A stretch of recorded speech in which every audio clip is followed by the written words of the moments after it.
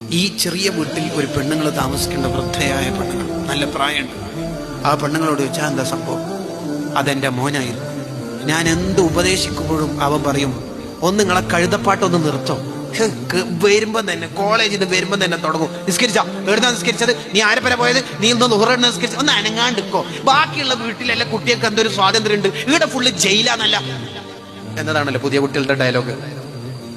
ഉപദേശിക്കുന്നത് ഇഷ്ടമല്ല ഇപ്പോഴത്തെ new generation. My life is my choice. എനിക്ക് ആരാണ് പെണ്ണ് വേണ്ടതെന്ന് ഞാൻ നോക്കിക്കോളാം. ദയവ് ചെയ്തിട്ട് ഉപ്പൊന്നും മിണ്ടാണ്ടിരുന്നാൽ മതി. നീ കാമുകന്റെ കൂടെ ഒളിച്ചോടി പോവുകയാണ്. അപ്പൊ ഉപ്പിയുമ്മയോ? My life is my choice. എൻ്റെ ഇണയെ തിരഞ്ഞെടുക്കാൻ എനിക്ക് സ്വാതന്ത്ര്യമില്ല ഉസ്താദേ.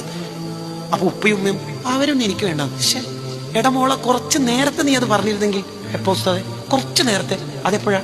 ജസ്റ്റ് ബിഫോർ 80 years എന്ന് പറഞ്ഞാൽ 18 കൊല്ലം മുമ്പ് നിന്നെ പ്രസവിച്ച ഉടനെ നീ ബെഡുമ്മൽ വീണു. അന്നേരായിട്ട് നീ my life is my choice. ഉമ്മ പ്രസവിച്ചില്ലേ, ഇനി എന്നെ ഉമ്മ നോക്കണ്ട, അന്നേ പറയലല്ലേ. ഇതെന്താ ഇപ്പോഴൊരു ഡയലോഗ്? എന്താ അന്ന് പറയാതിരുന്നത്? ഇന്ന് നീ മമ്മിനിപ്പാലും കുടിച്ച് പല്ല് വളർന്ന് നാവ് നീണ്ടു, കയ്യും കാലൊക്കെ വലുതായി, ഇൻസ്റ്റയും റീൽസും സ്നാപ്പ് ചാറ്റിങ്ങും ഒറ്റക്ക് പറയാനോ ഉപയോഗിക്കാനും പഠിച്ചു കഴിഞ്ഞ് ഇനി ഉപ്പാനും ഉമ്മാനും ആവശ്യമില്ലല്ലേ. ഇങ്ങനത്തെ ഒരു ഡയലോഗ് പഴയ കാലത്തുണ്ടായിരുന്നു. ഒന്ന് കഴുതപ്പാട്ട് നിർത്തോ. എനിക്കത് നല്ല വിഷമായി. ഈ വയസ്സായ ഉമ്മ പറയാ. ഞാൻ പറഞ്ഞു, അന്തളി മാറും, നീയാണ് കഴുത.